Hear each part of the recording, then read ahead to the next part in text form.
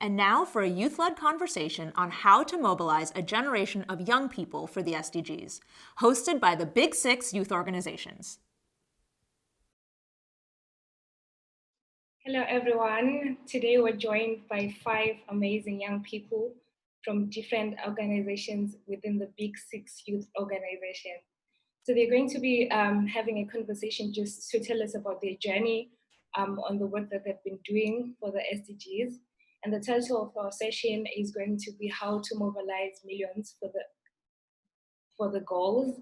So I'll pass on the mic to you and just to let us know who you are and just explain a little bit about your journey and what you've done and what has brought you to where we are now. So I'll start with you, Chamathya. Take the floor. Hi everyone, I'm Chamathya from Sri Lanka. I'm representing the World Association of Girl Guides and Girl Scouts, which is the largest voluntary organization for girls and young women in the world. I think my journey in taking action on SDGs started actually with the Millennium Development Goals, and then it continued to the SDGs because I think WAGGGS as a global movement was very focused on taking action, but also developing the leadership skills in girls and young women around the world on causes that they believed in and they were passionate about. And definitely one of the areas that we worked was on gender equality and empowering girls and young women.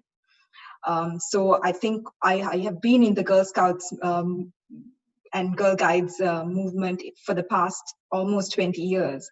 I started off as a girl guide when I was, very young and around 8 years, and then continued to, grow in the movement and also take action on different areas, different thematic areas. And currently I'm also serving in the Beijing +25 Youth Task Force, which is a global task force set up by UN Women to take action and support for the review process and the Generation Equality Forum, which is going to be the accelerating agenda for gender equality and empowerment of girls and women around the world.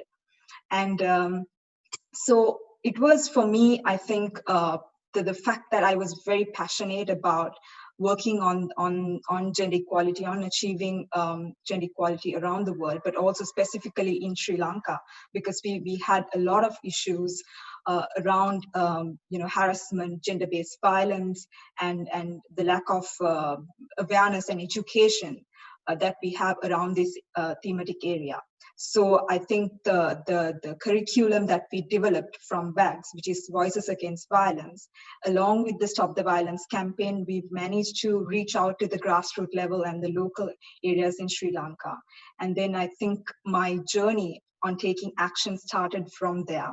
Then, of course, I went on with my team to do the same for Bangladesh Girl Guides Association. So it wasn't just in Sri Lanka, but I was involved in 2 countries to see how gender equality and empowerment of girls and young women is really taking action and speaking out.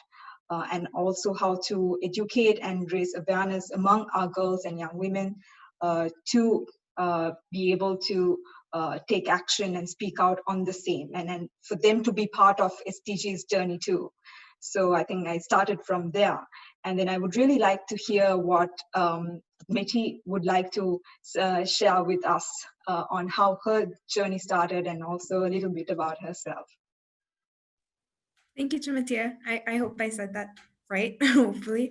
I started out with the YWCA. I'm from Ethiopia, so I work for the YWCA of Ethiopia, but I'm also involved with the World YWCA, which is the Young Women's Christian Association. It is a very big movement. We're active in more than 120 countries from different backgrounds, from different perspectives, and it is uniquely a diverse collection of young women and sometimes men too. It's a movement that believes in gender equality, as it's been mentioned before. I think generally I started, I was a volunteer I started volunteering at the YWCA around 4 years ago. Throughout that time, I became an intern at some point, and now I am a Youth Leadership Development Programs Coordinator, which is a very long title.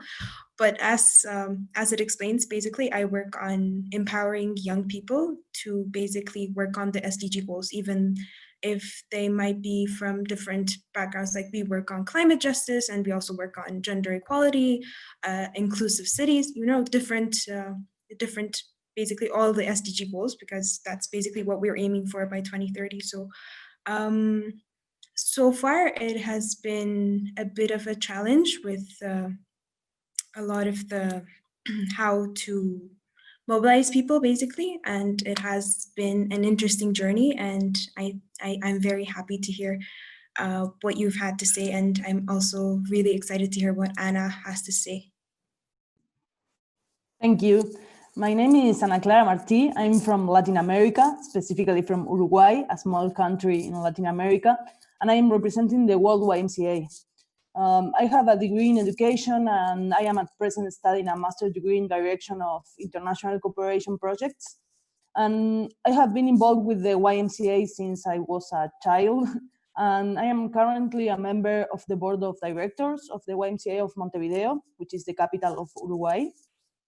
I am also a member of the United Nations Advocacy Group of the World Alliance of YMCAs, and I have participated in several programs and groups, both locally and internationally. I have had the opportunity to connect with different youth groups, and I have represented Uruguay and Latin America in many opportunities on youth and 2030 agenda issues. Something about me, I have always been very concerned about the inequality that exists in my region. And this is one of the reasons why I think it is essential to work for the 2030 agenda. I believe that the 2030 agenda proposes a perspective that seeks to work actively to reduce these inequalities. And in my experience, as I started to get more involved in the YMCA as an organization, I had the opportunity to work with people from all over the world, and I learned about different realities. And there I was able to realize that many of the problems that all of we have are the same, but in different contexts. And that is why I firmly believe that we need to work globally, even if the problems are local. And this is an opportunity that we have with the SDGs, and I think that we cannot waste it. So, Willy, what can you tell us about yourself and how you got involved with the SDGs? Yeah, thanks, Anna. So a little about myself. I live in New York City now, but I grew up in the Atlanta area in Georgia. And I've been a scout, so I'm a representative here of the World Organization of the Scout Movement and World Scouting. I was a scout growing up. I joined when I was 12, and going through the program, it's such an amazing program where you can learn by doing. So you heard the stereotypical kind of like camping that you do as a scout, but then there's also an entire set of programs that you can do where you're learning to give back to the community, where you're growing as an individual. And I think all of that in the scouting program and a lot of the programs that you see here, and in fact, all of the programs here as part of the Big Six are really preparing young people to be leaders at the global level.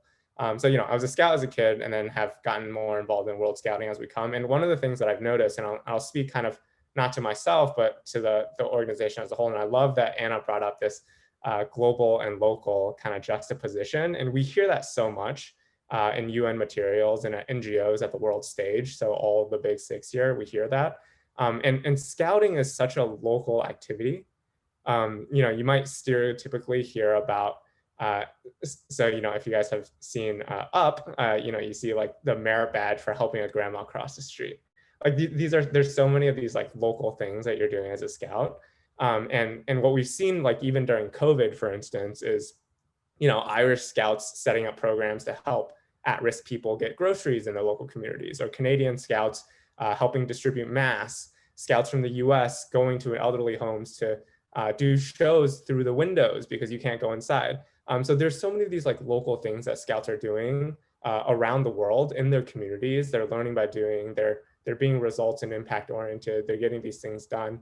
And it's cool to see that. And I think that's kind of the biggest driver for a lot of these SDGs work especially at a youth organization level, is how many, millions and tens of millions and hundreds of millions of youth we have around the world that are doing things within their local community. And then of course there's the global element, which is what a lot of what we do. So like this event, the SDG Action Zone at the UN level, World Scouting has some programming at the world level for its own members. And seeing the juxtaposition of these two has been really cool for the SDGs and for a lot of events here. So I'll pass the last one to Mel to talk a little bit about herself. Thanks, Willy. So my name is Tran. I'm from Australia. I'm a product designer and social entrepreneur, but I'm also part of the Duke of Edinburgh's International Award. The reason I decided to take action for the SDG is because of one simple fact, and that is disability drives innovation. And I think for far too long, young people with disability have been unheard of. And we've been fighting the battles of inclusion and diversity and equality for far too long. But I think what really motivates me is the fact that the SDG had the power to mobilize millions of people. And when you combine that with the unique perspectives that are brought from each individual, that's how we can achieve greater impact. So it's been amazing to be able to hear about some of your experiences and why you decided to take action for the SDG. But I think when we talk about youth engagement and youth leadership, I think we often get asked, what are the biggest misconceptions when you think sorry, should we restart that? One of the common questions that we get asked is, what are the biggest misconceptions when you think adults hold when wanting to work with young people? Really, I would love to hear your thoughts on this. Yeah, of course. I think that's such an interesting question. I have a couple that I'll just talk about here. One of the things that you'll hear a lot in the UN level, and especially at a world stage, is we'll go out and try to pick out the kind of like flashy stories and the really important stories that are happening across the world. And those are, of course, extremely important and add a lot of value to their communities and to the world and to the global narrative. But so much of building strong communities is hard work over a long period of time. And it's happening at a small scale every single day across the world. And so I think that's something that's very important to remember, which is like, it's not, especially as an adult working with young people, it's not necessarily about creating the setup for the big story that's going to be in the news, but it's about what the day-to-day kind of actions of the young people that these adults are working with and how that is kind of affected. So I think that's one element that's really important. And in terms of helping that, I think, especially as and I'll talk a bit from my own experience and from what I've seen around myself, getting motivation right is important. So I think a lot of young people are excited. The reasoning behind what they're motivated by, you want them to have the right values, you want them to have the right why behind the work that they're doing. That's definitely critical. And while experience, as you get older and more senior in a career or just as you grow, experience may help a little bit with that why, but a lot of those whys can be set up pretty well, even for young people at a young age. Now, the part that's really helpful, that experience helps a lot with, where an adult can really help here, is just the question of how to get started. There's a lot of very small scale programming within Scouting that ask you to, so like within the Boy Scouts of America, there's programs that help you, wash the dishes at home, or to contribute to your family life. And there are these small things that build up over time that get people contributing to their local communities and soon to their local governments. So I think that's a really important part, is that like slowly building up over time. And then even on the larger scale projects, the question of like how to get started, where to jump in, I think that's something that is very helpful in terms of just like, you know, mentorship from adults. The other kind of interesting thing is I think engaging with peers and having peers be mentors to youth.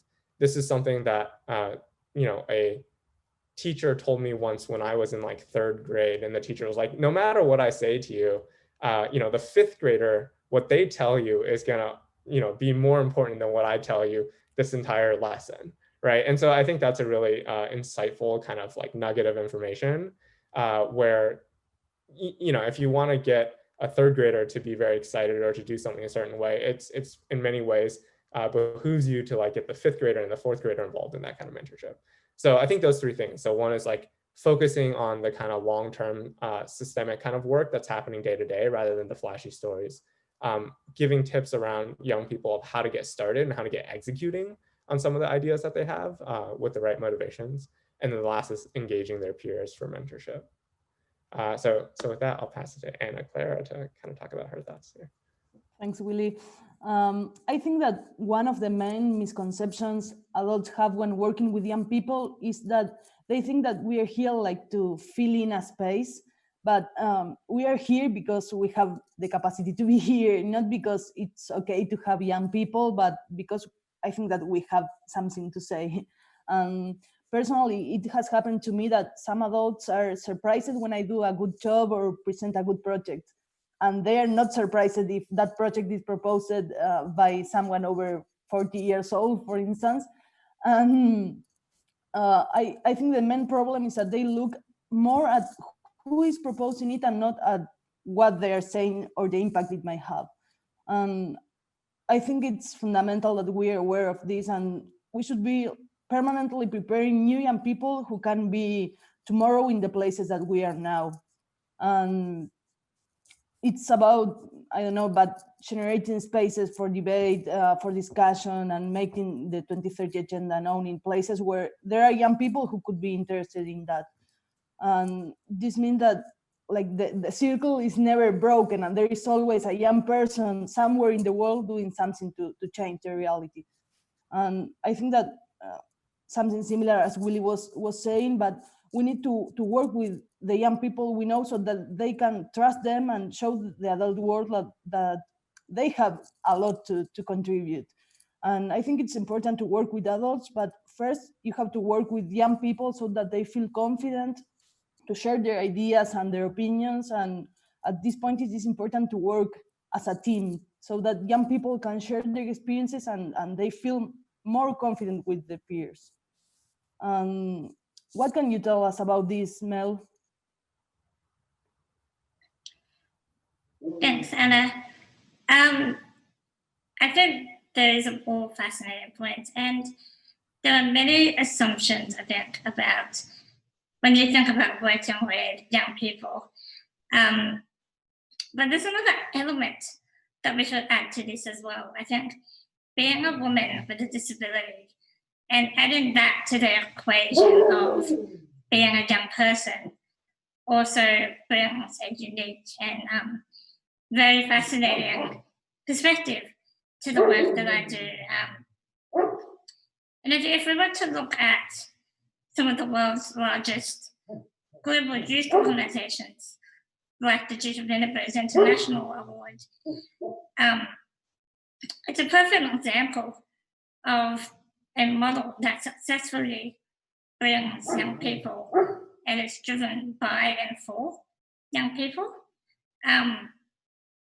But I think personally, I see leadership as something that's being built from the ground up. And it's as much about businesses and organizations using the resources to create a platform so that the voices of young people can be heard. And I think young people have the desire and the ability and the opportunity to create social change. But it really is dependent on that strong collaborative relationship, as you both have mentioned. Because that's only when young people work together with the industry and leaders and stakeholders, that's when we can achieve so much more. But I'd love to hear what your thoughts are on this, Meti. Thanks, Mel. I think you brought up a lot of interesting ideas on what we were trying to discuss. And I think two of the most common misconceptions that always irritate me when we're talking about young people and youth engagement, it's always the idea, especially, I don't know if it's the same everywhere, but during my work in Ethiopia, it's always the idea that young people are lazy and we don't care as much as adults.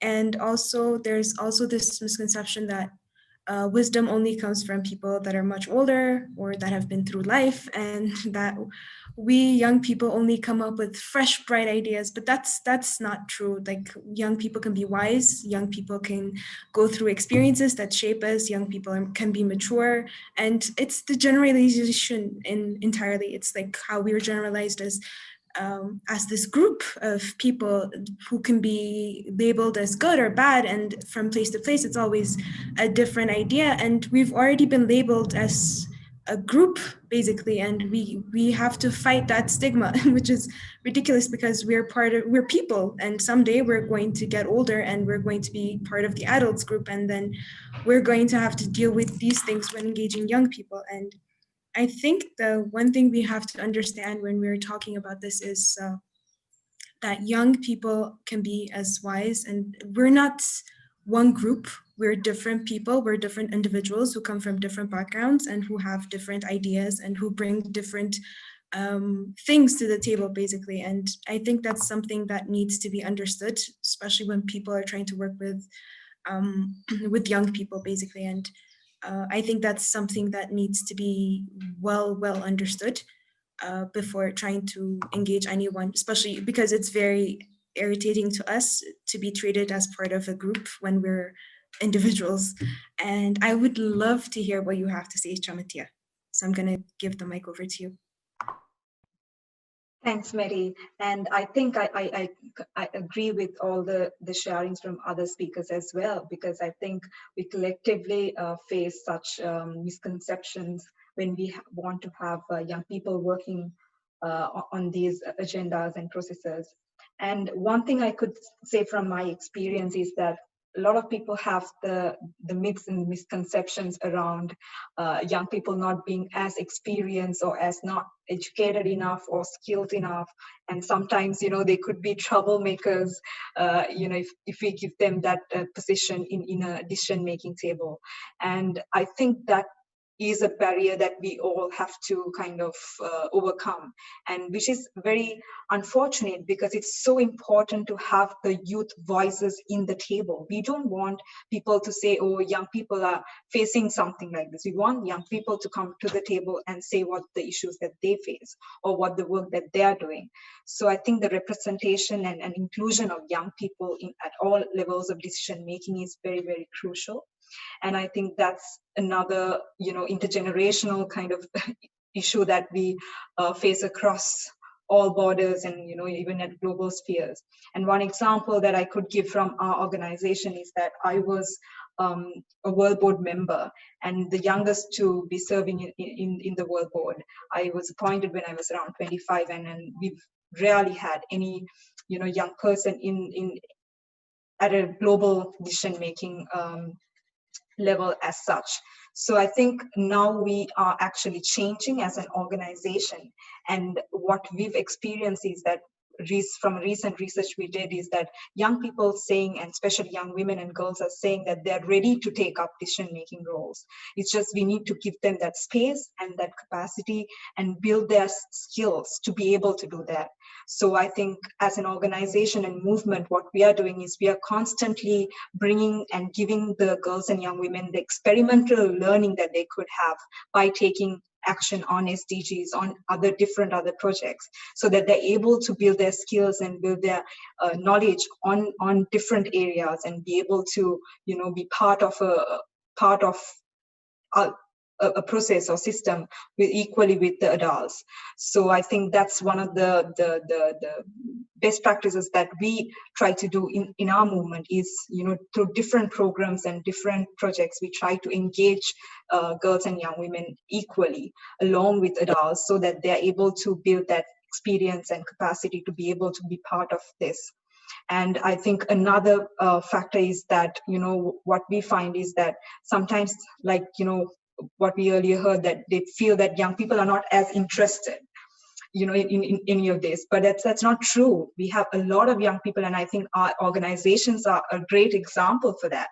The action that young people are taking around the world, especially whether it's global warming, or whether it's on gender equality, or whether it's on, the recent COVID situation, we saw how much young people contributed and took action and was really coming forth to support each other. So I think these are great, learnings for all of us. And from there, I would like to move on to the next area that we would like to explore as a group is, that to see what has worked in our communities in terms of SDG activation. And I would really like to hear what Meti would like to add on to that. Thanks, Chamathya. Basically, when we come to how to engage young people and what's worked well in our community so far, especially in my community, where let me YWCA. So in YWCA Ethiopia, we have a specific quota, basically. So there's an immense amount of, like, almost 95% of all staff are young people under the age of 30. And the board is same thing with the board, and even the world board, there is space for youth representation. So I think these are good approaches in trying to engage young people and to bring them to the table so that we can discuss our issues equally. But another thing also is, one experience I can raise is when we were working on, one of the projects we work on is trying to create a safe and more inclusive community for everyone. And we work in very vulnerable communities where there's already a stigma on young people and how they can be nothing but troublemakers, and trying to get them to understand that there's more, especially when you have a stigma your entire life, you start believing it and then you start acting on it. And so that was basically what was happening, but we worked on finding ways to make sure that they were actively engaged. And we tried this form of training where you can try mindset change, basically, and trying to make them believe in the ideas on trying to create a much safer community for themselves.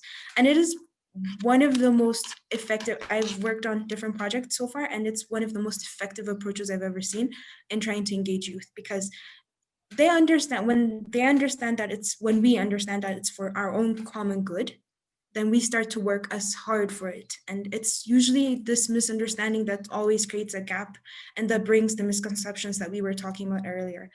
So with that, I would love to hear, I'm going to come back to you, Chamathya, and I would love to hear what you have to add on this.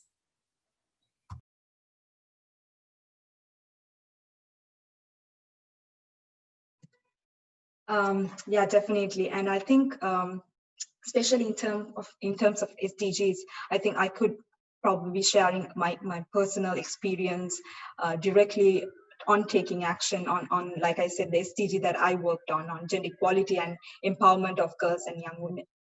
And I think what's critical here is that to see how far that we were able to create education through our non-formal educational curriculum called Voices Against Violence. And we were able to really take it into the grassroots level and really reach out to not just only girls and young women, but also boys, men, adults, teachers, all stakeholders, around the country. And then also to see how they speak out and take action afterwards. And also another part of it was breaking, like you said, the stigma, the stereotypes, the attitudes people have towards taking action or speaking out, especially on a sensitive area like this. And I think what we managed to do was to really give that awareness and education so that they're able to understand and then progress towards a change in behavior and attitudes.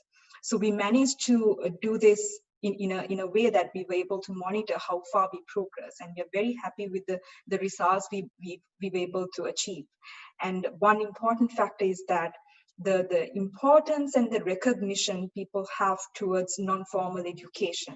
And I think it's common to all of us organizations.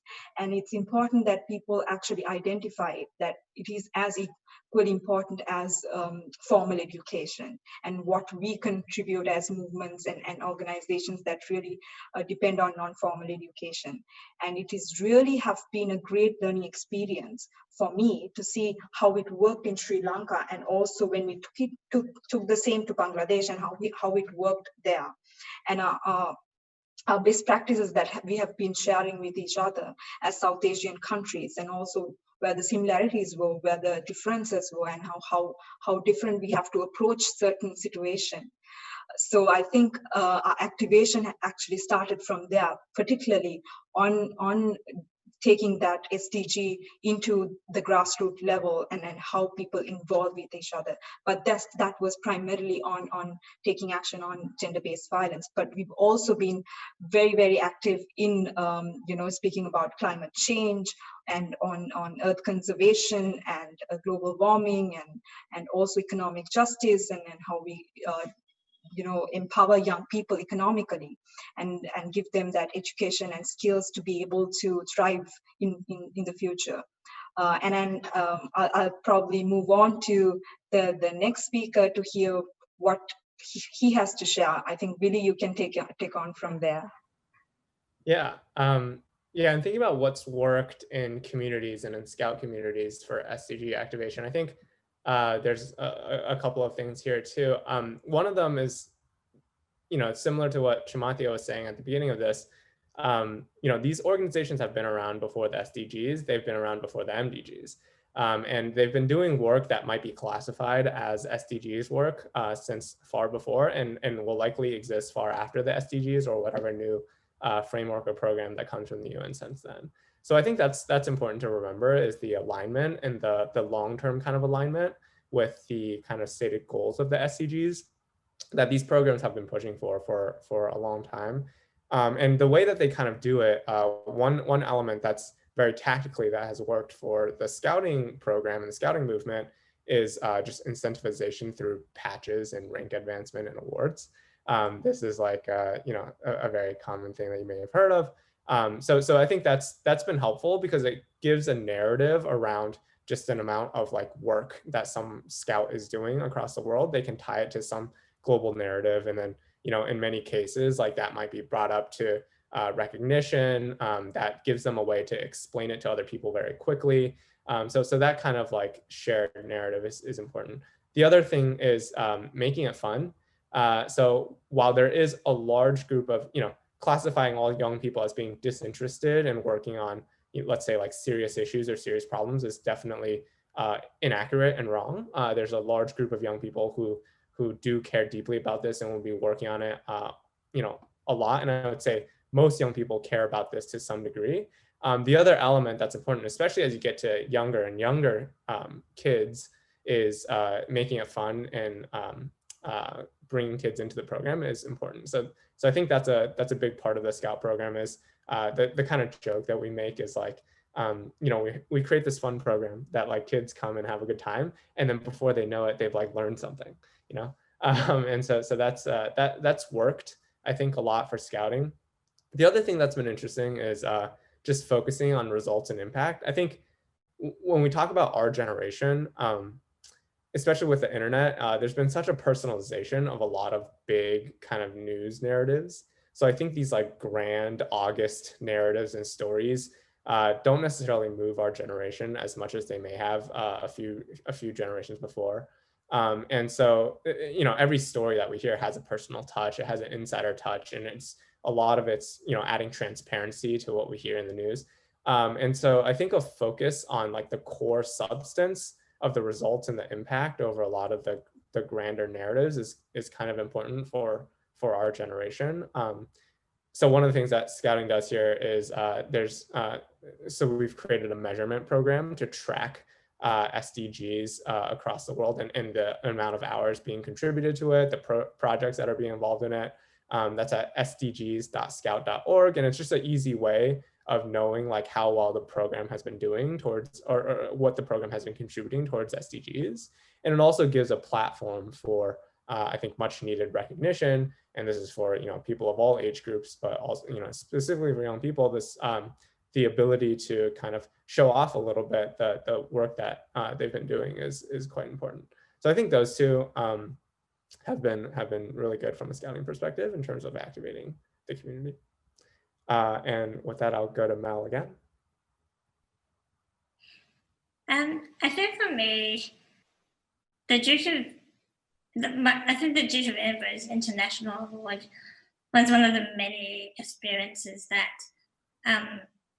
taught me the importance of strengthening the global connections and the power of being connected to leaders around the world who are ultimately working toward the same vision. An example of this on a local level here in Australia is one of the social enterprises that I work with called Higher Up.